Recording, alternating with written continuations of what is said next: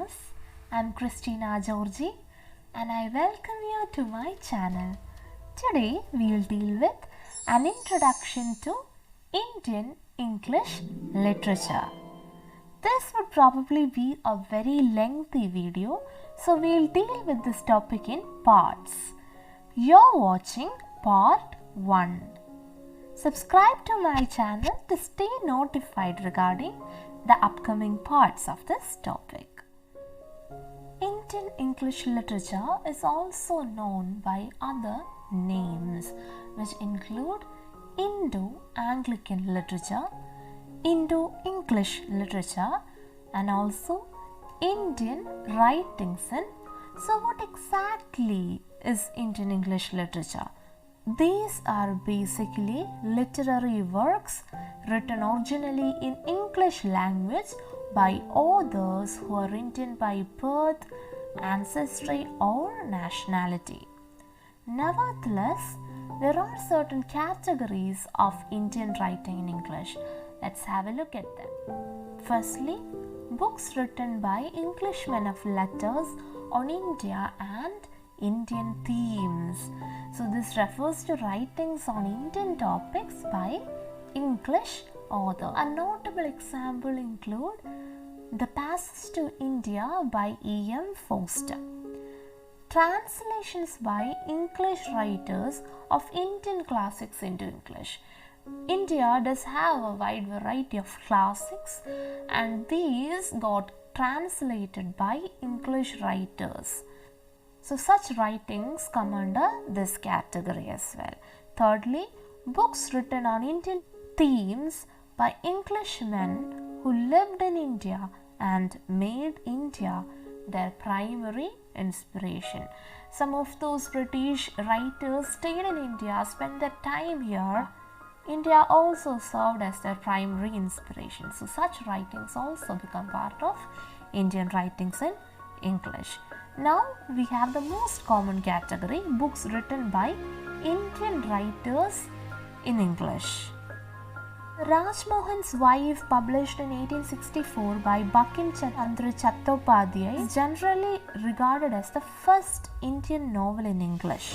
Though the first well-known Indian English novelist was R.K. Narayan, there were many writers who experimented with English fiction and became successful. Moving on to the next category, which is translations of works in regional languages into English by Indians. Translation is more than just changing the words from one language to another.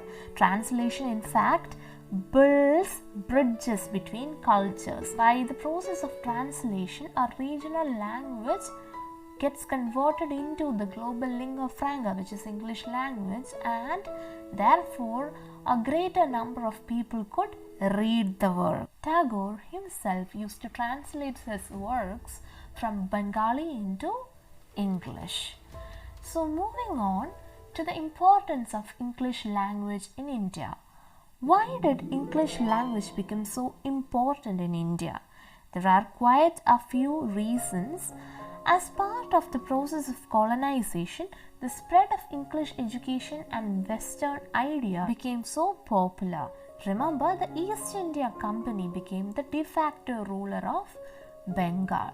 Other notable reasons include Macaulay's Minute of 1835 and Wood's Despatch of the year 1854.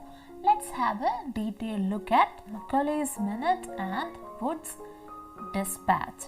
So, Lord Macaulay must be familiar to you. You must have learned about him in your history textbooks. Yes, indeed, it's the same person. So, Lord Macaulay's famous proposal of promoting the English language is simply called the Macaulay's Minute.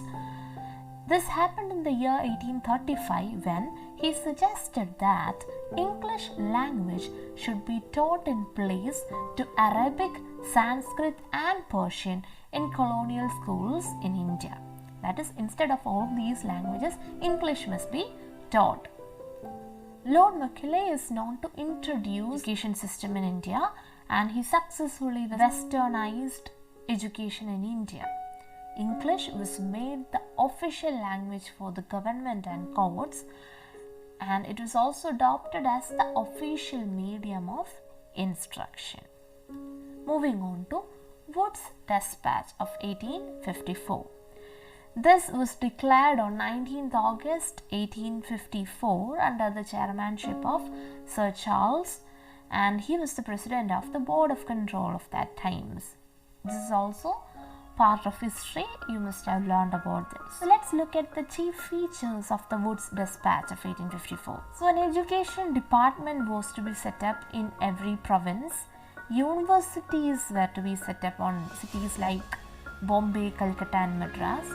That is, universities on the model of the London University be established in big cities such as Bombay, Calcutta and Madras. At least one government school be opened in every district, and finally affiliated private schools should be given grants in aid.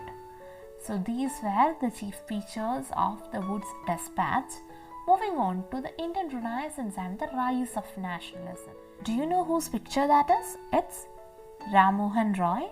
So he is the one who set the tone of Indian Renaissance by acknowledging the virtues of Western learning, by pleading for liberal legal and social institutions, and also adoption of Western social ethics. The knowledge of English broke down the age-long barriers between the cultures of India and Europe.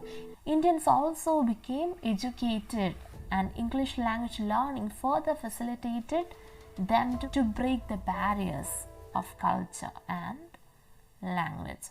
This resulted in the rise of a common language for political thinking. Which is the common language here?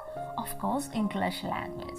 So the impact of the West brought out changes in the cultural and social life of India. 1820 to 1870 was the age of great pioneers. 1870 to 1900 was the age of religious and literary awakening. 1900 to 1920 was the age of Bande Mataram and Home Rule. 1920 to 1947 was the era of Gandhian Revolution, and finally post-independence, that is post 1947, the era of independence. So we look at all these ages and the writings, that is Indian English writings associated with these ages in our upcoming videos. So stay tuned to the channel, subscribe to the channel. We'll meet again soon. Till then, take care and thanks for watching.